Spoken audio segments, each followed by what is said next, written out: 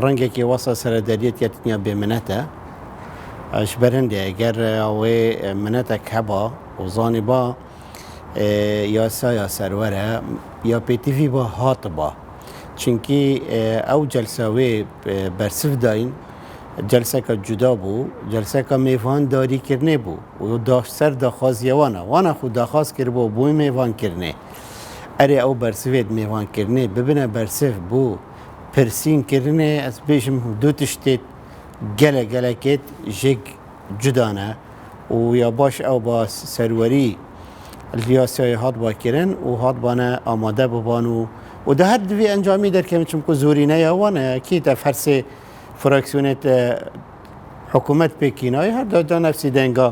ئەدا ئینەن بەس یا پێتیڤی بۆ هات هەرش دەستپێکێ ئەمت بینن پەیرە و درستەهی ناهێتە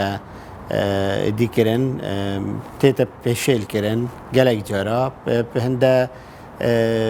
دیێت جدا و جدا یعنی ئەساس بوونە ینی چینکی زۆرینەیە وانایە و بارە پترێش ئەوێت حکوومەت پێکینای هەژمارەکە gelekە باشەش مەقاعدە ئەس بینم هەر سەرەدەریە ڕۆژایەکی و یا دیمۆهەیەکیش vê xولێ dê wekî ek bîtin bes pêtiviya xelkek zêr yanî muraqebê biketin û hel sengînîtin û bizanît berexwe bidetê kanê kî pitir berjewenda gel û welatê daye û kî pitir berjewenda xelkî daye. لە ڕاستیدا نەهاتنی حکوومەت بۆ پەرلەمان خەرقی پەیڕەوی ناوخۆی پەرلەمانی کوردستانە چونکە ئێمە بە ژمارەیەک پەرلەمانتار بە پێی پەیڕەوی ناوخۆی پەرلەمان داوای پرساندنی سەرۆکی حکوومەت و جێگرەکەی وەزیری داراییمان کردبوو دەبوا بوو لە ماوەی 14 ڕۆژ سەرۆکایەتی پەرلەمان ئەو جەلسەی ئامادە بکردبایەوە ئەو بەڕێزانەی کە وتم ئامادە بوونە لە دانیشتنی پەرلەمانی کوردستان خۆی ئامادە نەبوونی ئەوان لە دانیشتنی پەرلەمان ئەمە پێشێرکردنی یاسا و پەیڕەوی ناوخۆی پەرلەمانەوە حساب نەکردن بووە بۆ پەرلەمانی کوردستان و ئەم جەلسەیە کە کرا بە بڕوای ئێمە دانیشتنێکی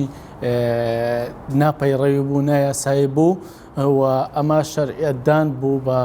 جارێکی تر بەو هەموو گەندەڵی و پێشێرکاریە کە لە هەرێمی کوردستان دەکرێت بە تایبەت کە پرسێکی گرنگ کە پەیوەندی بە قوت و ژیانی هاوڵاتیانی هەرێمی کوردستانەوە هەیە کە ئەویش مەسەلەی لێبڕینی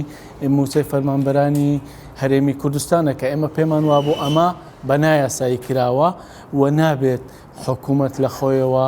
بە ئارەزووی خۆی موچەی فەرمانبەرانی هەرێمی کوردستان ببڕێت لێبڕینی لێ بکات یاخود پاشەکەوتی بکات ئەمەی کرا پێشێلی یاسا بوو نەهاتنی حکوومەتیش دووبارە جارێشتر پێشێلکردنی پەیڕەوی ناوخۆ و یاسا بەرکارەکان بوو لە هەرێمی کوردستان.